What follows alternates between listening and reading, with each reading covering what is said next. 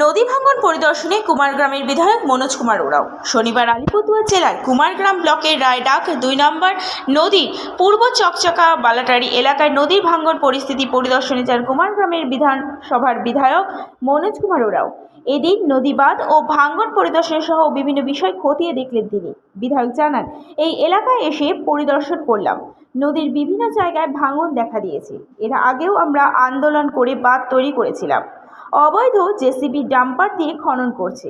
এই অবৈধ যত্রতত্র খননের ফলস্বরূপ নদীর গতিপথ বদলে যাচ্ছে। তারই ফলস্বরূপ এই এলাকায় নদী ঢুকে যাচ্ছে। শীঘ্রই যদি এই এলাকায় বাঁধের ব্যবস্থা না করা হয় তাহলে গোটা এলাকায় ক্ষয়ক্ষতির সম্ভাবনা রয়েছে।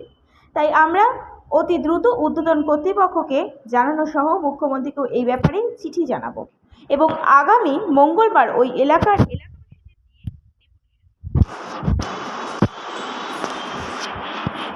আমরা আমার কুমারগ্রাম বিধানসভার ভলকাবারসা 1 নম্বর জিপির আরেকটি গ্রাম বালাটারি, সেখানে এসেছি। এখানে আপনারা দেখছেনই বিভিন্ন নদীর বিভিন্ন জায়গায় ভাঙন দেখা দিয়েছে। এর আগেও প্রায় 6-7 বছর আগে আমি যখন বিধায়ক ছিলাম তখন আমি এখানে এসেছিলাম এবং কয়েকটা বাঁধের রেকনস্ট্রাকশন করে নিই এবং আমাদের আন্দোলনের জন্য কয়েকটা বাঁধ হয়ে গেছিলো। তারপরেও আপনারা জানেন, এটা নিয়ে আমরা দীর্ঘদিন ধরে আন্দোলন করছি। সেই জেসিপি ডাম্পার দিয়ে অবৈধভাবে খনন করার ফলে, যত্রতত্র খনন করার ফলে নদী যেখানে সেখানে গতিপথ চেঞ্জ করছে। তারই ফলস্বরূপ আজকে এই এলাকায় ঢুকে গেছে নদী। অচিরেই যদি এই এলাকায় বাঁধের ব্যবস্থা না করা হয় তাহলে শুধুমাত্র এই চকচকা মৌজা কেন, আস্তে আস্তে পুরো 12 এলাকাটায় কিন্তু নদী ঢুকে যাবে। সেক্ষেত্রে অনেক ক্ষয়ক্ষতির সম্ভাবনা আছে। তাই আমরা ইমিডিয়েট ঊর্ধ্বতন কর্তৃপক্ষকে জানাবো। আমাদের ইরিগেশন মিনিস্টার, মুখ্যমন্ত্রীকে আমি চিঠি করব, সাথে এখানকার যারা আছেন গ্রামের তাদের নিয়ে আগামী মঙ্গলবার ডেপুটেশন দেব। আপনারা জানেন গোয়াধরের যারা ওই এলাকার যারা অধিবাসী তারাও ডেপুটেশন দেবে, তো একসাথেই আমরা আগামী মঙ্গলবার ডেপুটেশন দেব। ঠিক আছে, পূর্ব চকচকা এখানটায় পুরানা বানের রিপেয়ারিং করার জন্য আমরা সরকারের কাছে আবেদন জানাতে চাচ্ছি আর কি।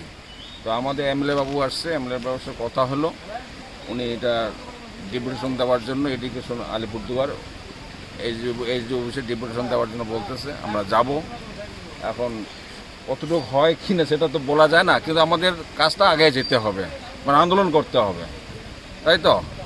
এখন নতুন বান যে ওখানটা ছিল, মনোজ এমএলএ ছিল তখন, এমএলএর পক্ষ থেকে উনি নতুন বান বালাটারিটা বললো, ওটা আমরা বালাটারি, ওই বালাটারির কাজ করছে। তাই যাই ওটা ভালোই আছে, কিন্তু আমার পুরান বানগুলা মানে অ্যাপ্রন, দুইটা যে অ্যাপ্রন ছিল অ্যাপ্রনগুলো ভেঙে গেছে, হাতি বাঁধগুলো ভেঙে গেছে।